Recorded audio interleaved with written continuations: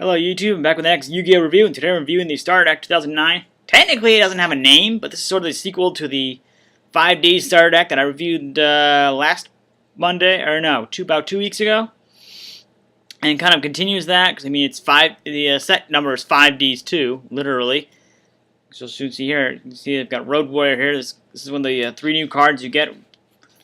3 new, actually it's not 3 new cards, but there's 2 new cards in this. This is what I like about this is reprints of, I mean, Junk Warrior was originally printed as an Ultra in the first starter deck, as I showed you last week, but the 2 cards on the outside, Road Warrior and X-Saber Urbellum, are new.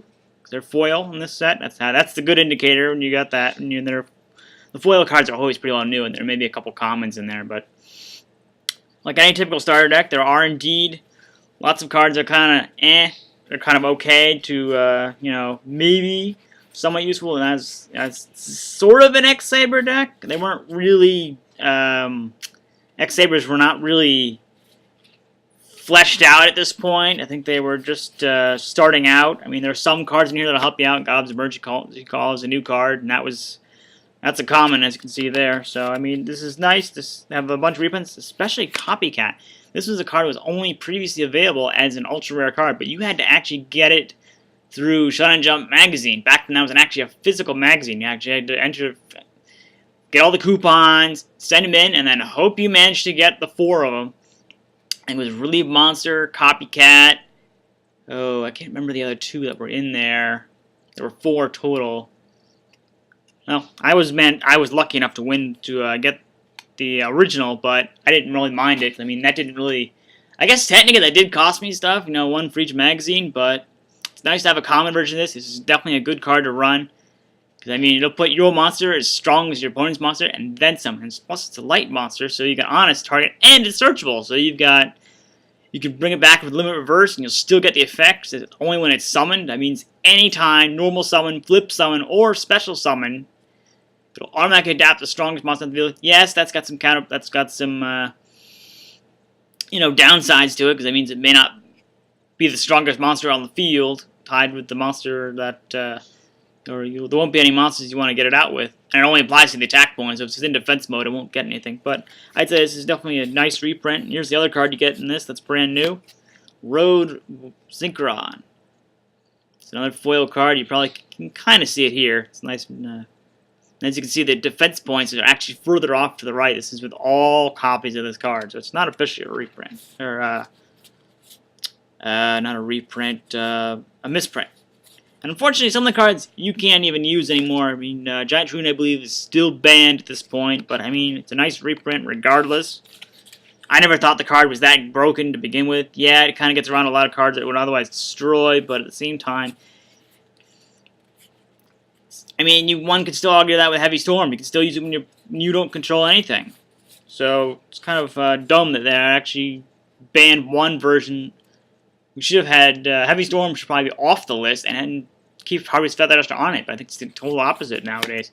And this is the other new card. This is another normal monster. So I think one of the very few normal monster X-Sabers. I think it might actually be. Is it the only one? It might be. I'm not entirely sure. But I mean, you know, this is a nice reprint set. It includes a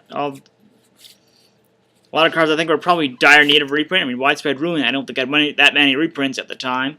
It was a video game promo when it first came out, and then I don't think it had much after that. In fact, even in Japan, it hasn't had much. So it's not the greatest card, but I'd say definitely in need of a reprint.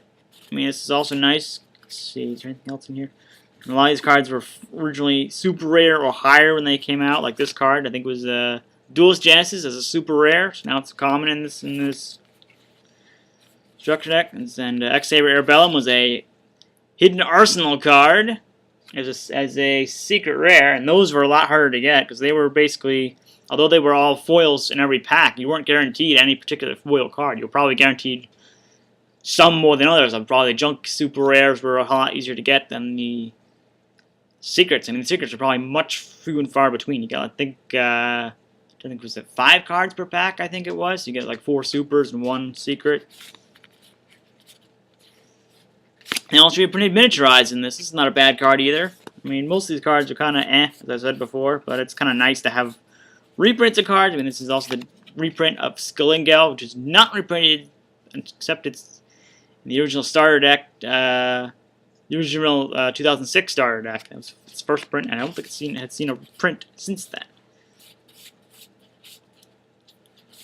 Let's see, is there anything else I want to say about this? I mean, I think this is also the first print of Tribute to the Doomed with its new the name has the word "the" capitalized now. It didn't always. In fact, for the most part, it didn't. I think until I don't even remember. I mean, it kind of had. I think it had. It may have had 1 or 2 times where it was capitalized, and then they changed it again. But I think since then, we've actually had all copies printed with the capitalized.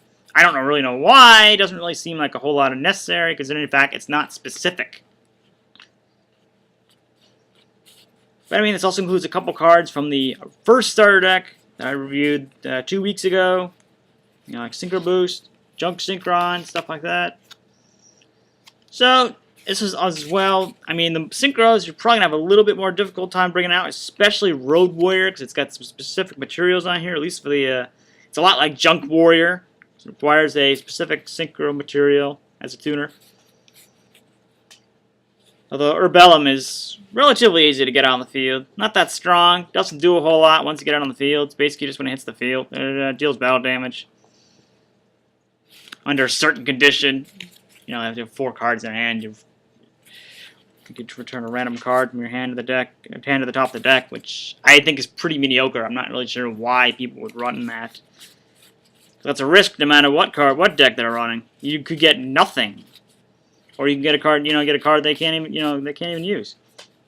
I mean, also it's got some nice piercing monsters like Saber Beetle. It's definitely piercing battle damage and a beat stick, so definitely worthwhile there. And I don't think, I would not expect to go to a tournament and try to win with this. You might. I can't rule that out, but I'd say it's pretty unlikely. Because in fact, most decks today, they pendulum summon. They're probably going to be too fast for this deck to even keep up anymore. And this was released, what, in 2009? 2009 would have to be, because it's kind of the unofficial name the deck is given, so. I mean, you could get this or the original starter deck. The original is probably a little bit easier, because I think most of the cards in there are, 2 of the 3 Synchros can actually be, they don't require any specific materials, so. But, yeah, that's my review on the starter deck, 5-day starter deck 2009. Thanks for